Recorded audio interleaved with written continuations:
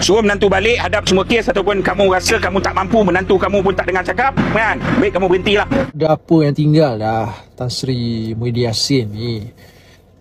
He's completely done, finish, wasted. Selagi mana Tan Sri Muhyiddin tak arahkan menantu dia balik ke Malaysia, cuci nama, clearkan nama dia, hadap jalur undang-undang, hadap mahkamah apa semua, selagi itulah menantu dia ni akan heret sekali nama Tan Sri Muhyiddin sampai bila-bila, selagi tak selesai ni isu menantu ni.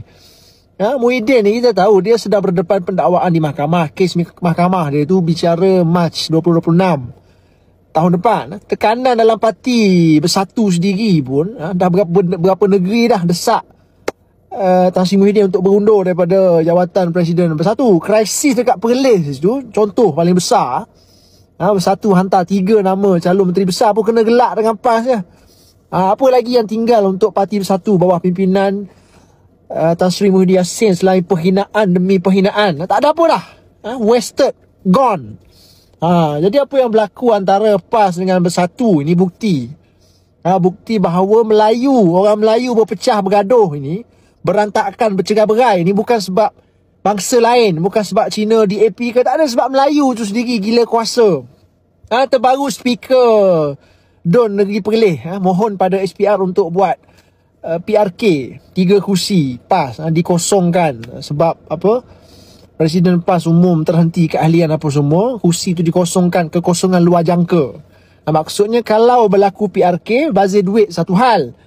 Di Perlis ni tak ada DAP, ada satu kursi Pakatan Harapan, itu pun kursi keadilan. Tapi duk bergaduh sakan Melayu sama Melayu. Tapi dekat mulut hari-hari depan penyokong ni, salahkan DAP, salahkan Cina, salahkan bangsa lain, salahkan PH, salahkan Anwar Ibrahim. Sedangkan dia orang duk bergaduh sama-sama, dia orang ni tebuk atap rumah sendiri. Sebab sekarang ini secara teknikal, yang Menteri Besar Perlis ni dah tak ada, dah tak wujud dah. Perlis dah tak ada Menteri Besar. 3 orang adun PAS yang kena pecat ke terhenti keahlian apa semua itu, automatik hilang kursi, dah tak jadi adun dah.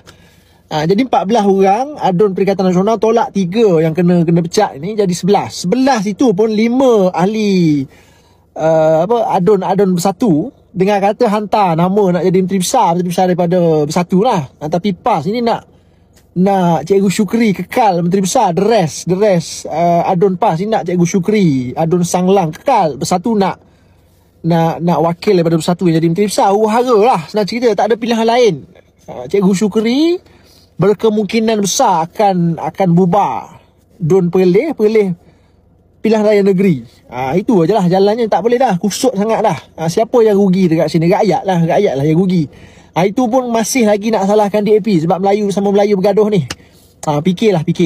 Senak korang berfikir. Contoh jadi Menteri Besar Perlis yang ada sekarang ni, Cikgu Syukri ni pun, dia bukan ada kuasa sangat. Sebab di Perlis ni yang jadi kepala pengerusi Perikatan Nasional Perlis ni Syahidan Kasim, bukan Cikgu Syukri. Syahidan Kasim lah yang atur orang dia bertanding dekat sini, bertanding dekat situ.